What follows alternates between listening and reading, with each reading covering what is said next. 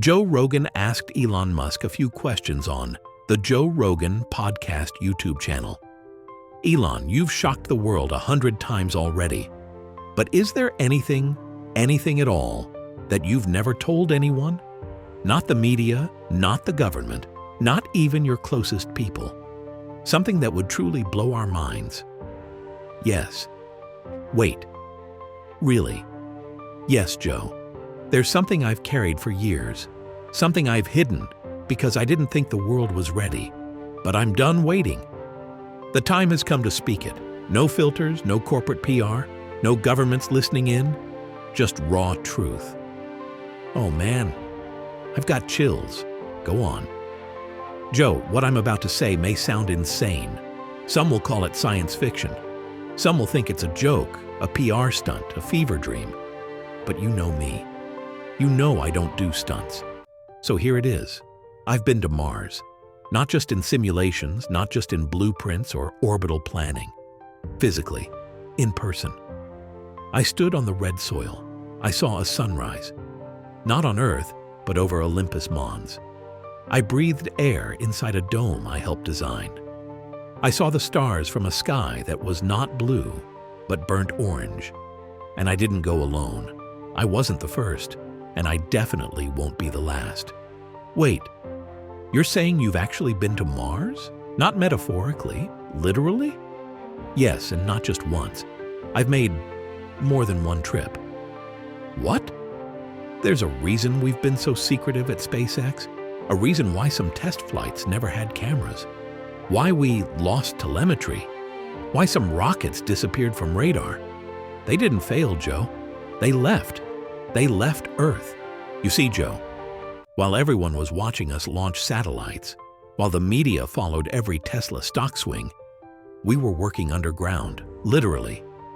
Beneath SpaceX, beneath Boca Chica, there's a sublevel, not open to the public, not on blueprints, no badge access, no tours, just retina scans and silence.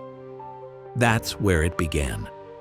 Project Omega, an off-record mission funded by private crypto, off-grid investors and tech allies who don't want fame, only progress.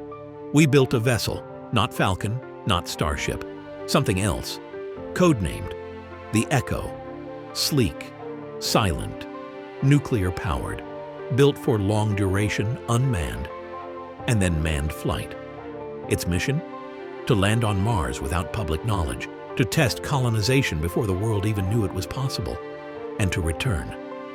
Bro, this is wild. You're saying you already launched a crewed ship to Mars, in secret?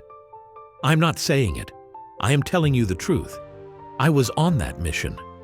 In 2022, during a supposed media blackout, when I went silent for personal reasons, I boarded the Echo with a 3-person crew.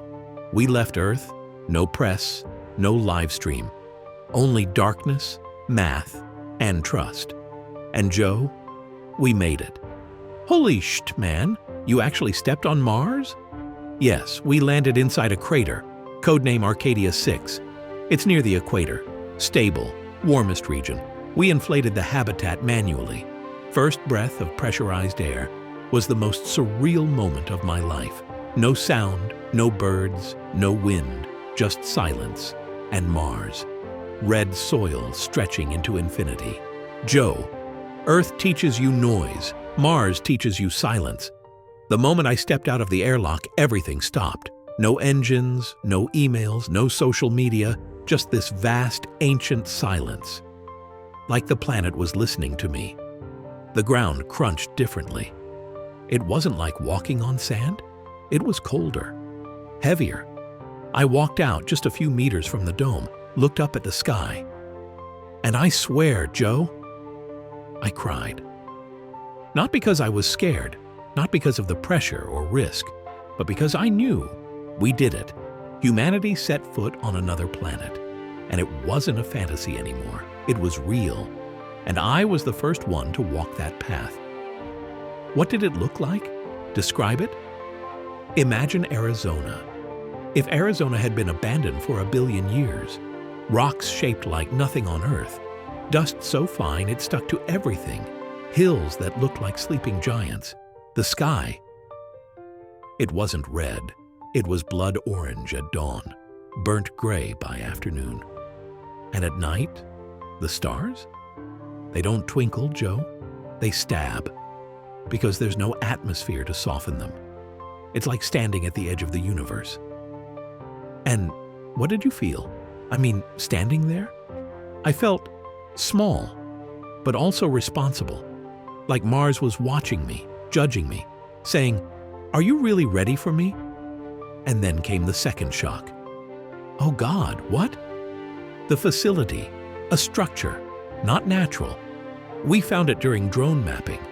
It looked like a canyon from above. But inside it were walls, flat, layered, built. Joe, something was there before us, something else. And we found it. People think Tesla is a car company. That's adorable. Tesla was never about cars. It was about disruption, about rewriting what was possible. And when I stood inside that Martian canyon with those ancient schematics still glowing in my head, I realized something. Earth can't handle what's coming, but Mars can. You mean you built something there? A car? A factory? Yes, we used materials we brought, but also Martian regolith. We 3D printed panels using basalt. We assembled frame components in a pressurized tent. No unions, no bureaucracy, no limitations. We built something we call Tesla Model M. M for Mars. Or maybe M for miracle. It looks nothing like Earth vehicles. It doesn't have wheels. It uses magnetic skates that glide over ionized tracks. It's powered by plasma cells, charged by ultraviolet from the Martian sun. No engine, no emissions. And it's self-aware, not AGI, but instinctive AI. It doesn't ask for permission. It moves because it knows the environment. It learns terrain. It senses storms. It reacts faster than any human. Wait, you made a self-thinking machine on Mars? Yes, and it's still there. We left it running. We watched it glide across red plains, weaving between craters, tracking dust devils, like it belonged there, like it was born on Mars. And you never brought it back? Number because that car isn't meant for Earth. It's meant for the future. You ever wonder, Joe, why people try to make me look like a joke? Why the media focuses on memes, on tweets, on nonsense? It's because they know. Not everything, but enough to be scared. Let me tell you something. There are people in power who have known about Mars for years. Not the red planet part. Not NASA rovers and dusty panoramas. I'm talking about the possibility of terraforming, extraction, tech transfer. They've had fragments, signals, whispers from probes. And instead of telling the world, they locked it away. You think I launched SpaceX just to deliver satellites? Come on. I launched it because no one else would tell the truth. You think governments were hiding this? I know they were. In fact, and after our second trip to Mars, I was warned. Black cars, no plates, men in suits. One of them said to me, "We admire your ambition, but humanity isn't ready." I said, humanity wasn't ready for electricity either. Didn't stop Tesla. They weren't amused. They tried to buy me out, offered to fund the entire Mars mission if I stopped talking about it. I said no, and that's when the pressure started. What kind of pressure? Smear campaigns, leaks, fake scandals, anything to distract the public. They want me loud on Earth, but silent about Mars. But here's the thing, I didn't build rockets for applause. I built them because I saw what's coming. And silence was never part of the mission.